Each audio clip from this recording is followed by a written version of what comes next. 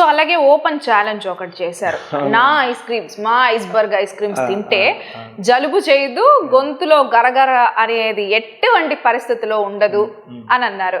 ఏంటి దీని మ్యాజిక్ ఏంటి అసలు? ఓపెన్ గా చెప్పాలంటే అండి, అది నేను చెప్పింది కాదు, మన నెల్లూరు వాళ్ళు చెప్పింది. ఉన్న ఫ్యాక్ట్ చెప్తున్నాను. ఎందుకంటే నేను నెల్లూరులో బ్రాండ్ స్టార్ట్ చేసి 2013 నుంచి స్టార్ట్ చేశాను. అప్పటికి మ్యానుఫ్యాక్చరింగ్ మాకు తెలియదు.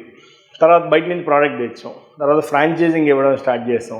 But I'm not happy. డబ్బులు వస్తున్నాయి, బిజినెస్ పెరుగుతుంది, స్టాక్ పంపిస్తున్నాం, మ్యానుఫ్యాక్చరింగ్ చేసాం, రకరకాల పరిస్థితుల్లో ఒక్కొక్క స్టేజ్ ఎక్కుతూ నేను ఇక్కడ దాకా వచ్చాను. కానీ ఐఎమ్ నాట్ హ్యాపీ. నాకు ఇది కాదు కావాలి, ఇంకేదో చేయాలి అని నేను ఆర్గానిక్ కింద వర్కౌట్ చేయడం స్టార్ట్ చేశాను 2019. 2018 స్టార్ట్ చేసి 2019లో ఆర్గానిక్ కింద కన్వర్ట్ చేసాం.